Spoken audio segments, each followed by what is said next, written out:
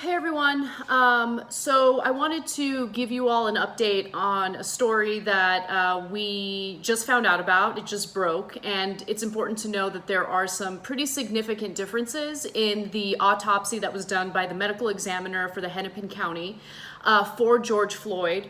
Now we are getting the results from an independent autopsy that was ordered by George Floyd's family, and unsurprisingly, the results of that independent autopsy is incredibly different from the previous preliminary autopsy done by the county. So I want to give you those results, and then we'll talk about what this means. So the independent autopsy has indicated that Floyd's death was what we all believed it was. It was unequivocally homicide, and it was caused by asphyxiation from sustained pressure. Okay, now those were the results of the independent autopsy. The autopsy says compression to Floyd's neck and back led to a lack of blood flow to his brain, and Floyd was essentially dead on the scene. And as we all know, the cop in this story, Derek Chauvin, continued to kneel on his neck for nearly 3 minutes after George Floyd was unresponsive. So this is, I think, more consistent, obviously, with what we all saw in that horrific video featuring Chauvin kneeling on Floyd's neck, and the fact that it's unequivocal and they say that it's asphyxiation from sustained pressure makes a lot of sense. Now, there was a lot of rage in response to what the Hennepin County medical examiner had put out in their autopsy. And it's just incredible what they claim happened. And it's very consistent with what we see in a lot of these police brutality cases where medical examiner comes in, they do this autopsy, and they start like referencing things to make you think that the victim almost like deserved it, right? Like there's like a little bit of smearing that takes place in what the autopsy indicates. Now, I want to be clear that it takes a long time, several weeks, for an autopsy to bring back any type of results regarding toxicology, right? But here's what we got from the preliminary autopsy from the county. The independent autopsy's findings come after the Hennepin County's medical examiner found, quote, no physical findings to support a diagnosis of traumatic asphyxia or strangulation. So how unbelievably insulting is that autopsy?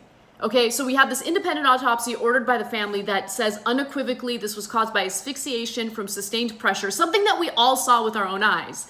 And again, very different from the preliminary autopsy by the Hennepin County, which indicates that there are no physical findings to support a diagnosis of traumatic asphyxia or strangulation.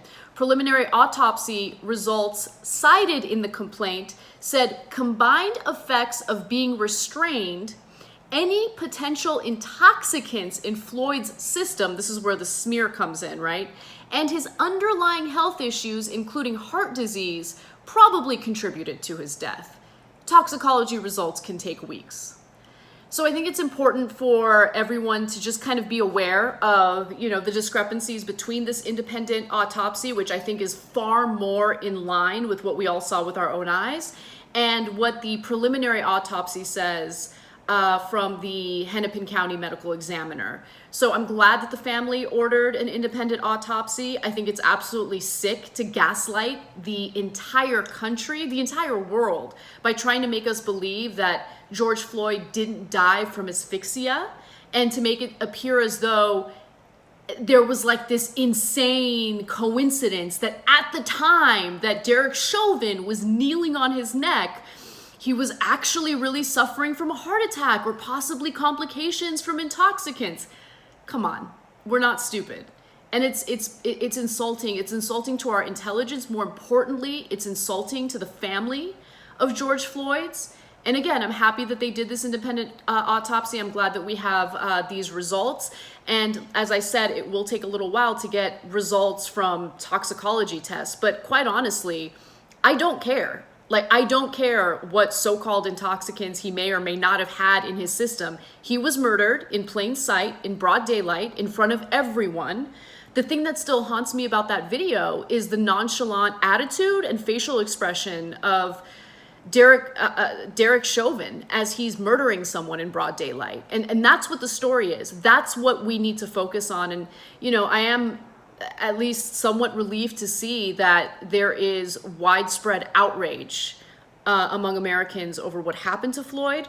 And I just refuse to buy into this notion that he died from other causes when we all saw right in front of us that there was a cop who continued to kneel on his neck even after he was unresponsive, for nearly 3 minutes after he was unresponsive. Absolutely sickening story. And we have many different angles of the protests to cover today during the main show. So I hope you guys enjoy our coverage on that. It's really hard to kind of talk about and cover every single angle that we really do want to discuss. So we do hope we do the story justice, and we'll see you in the main show today.